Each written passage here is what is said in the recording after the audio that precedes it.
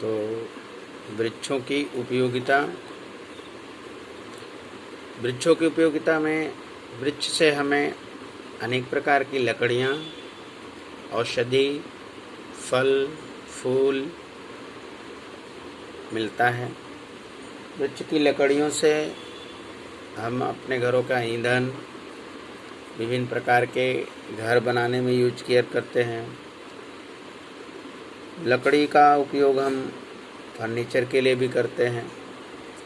फिर वृक्ष की औषधि के रूप में उपयोगिता होती है, जैसे तुलसी, अदरक, अश्वगंधा, हर्रे, नीम, बरेड़ा, ये जो है हमारी औषधि के रूप में उपयोग की जाती हैं। फिर वृक्ष की उपयोगिता जो है हम भोजन के रूप में करते हैं, जैसे हम धान, गेहूँ, गन्ना, आम, जामुन, केला ये सब खाते हैं, तो ये सारी चीज़ें हमें वृक्षों से मिलती है।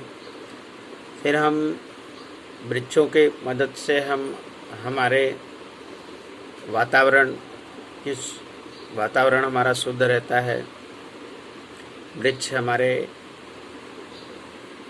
सांस में जो ऑक्सीजन, जो हम लोग कार्बन डाइऑक्साइड छोड़ते हैं, उसको वो ग्रहण करते हैं, और हम जो सांस में लेते हैं ऑक्सीजन, जो हमें जीवित रहने के लिए ज़रूरी है, वो हमें वो प्रदान करते हैं। वृक्ष साथ ही साथ वर्षा लाने में भी सहायक होते हैं। वृक्षों से हमारा वातावरण बहुत ही शुद्ध बना रहता है। तो वृक्षों के कहीं न कहीं बहुत सारे फ़ायदे हैं।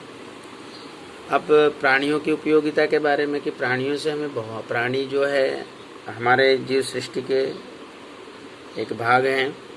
यदि प्राणी नहीं रहेंगे तो हमारा जीवन सृष्टि, यानी ये जो जीव सृष्टि है, उसमें जो है संतुलन गड़बड़ हो जाएगा। यानी प्राणियों का होना बहुत ज़रूरी है। कुछ प्राणी ऐसे होते हैं जो हमारे सवारी के काम आते हैं, जैसे ऊँट, घोड़ा, गधा, बैल और हाथी। कुछ होते हैं जो हमारे खेती के उपयोगी है, जैसे कि हम बैल, ऊँट।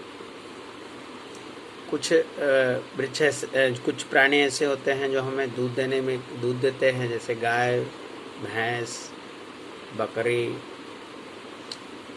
कुछ प्राणी ऐसे होते हैं जो हमारे घरों की रखवाली करते हैं, जैसे कुत्ता हो गया।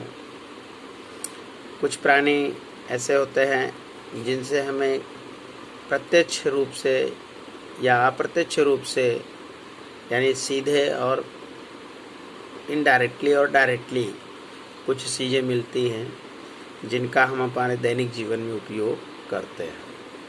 तो 2 मित्र थे, उन्होंने विद्यालय में नीम का पौधा लगाना निश्चित किया, पौधे की रोपाई की। एक दिन उन्होंने देखा कि एक बकरी इस पौधे को खाने जा रही थी। दोनों मित्रों ने तत्काल इस पौधे के चारों ओर घेरा बना दिए, इस पौधे की रक्षा की।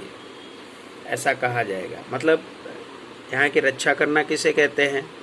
अब इस संवाद के माध्यम से बताया जा रहा है कि 2 दोस्त हैं और उन्होंने एक पौधा लगाया, और जब स्कूल में अब देखते हैं कि एक पौधा जो है उसको बकरी जा रही है खाने, तो तब तक वो दोनों दौड़ कर जाते हैं और उस पौधे के चारों ओर एक घेरा बना देते हैं। तो इसे कहते हैं रक्षा करना। अब पौधा को तैयार करने के लिए उन्होंने उसको खाद दिया, पानी दिया, गुड़ाई किया। तो ये क्रिया उसकी जो है वो संवर्धन करना कहलाती है, यानी उसको पालना पोसना कहलाता है। पहले वाले में है रक्षा करना, बचाना कहलाता है। और ये जो दूसरी प्रोसेस है कि पौधे को खाद दिया, पानी दिया, निराई गुड़ाई करना, ये उसका संवर्धन यानी पालन पोषण कहलाता है। हाथी ये भोलू से कह रही कि भोलू, अब समझ में आया होगा कि संरक्षण और संवर्धन क्या है। भोलू ने कहा,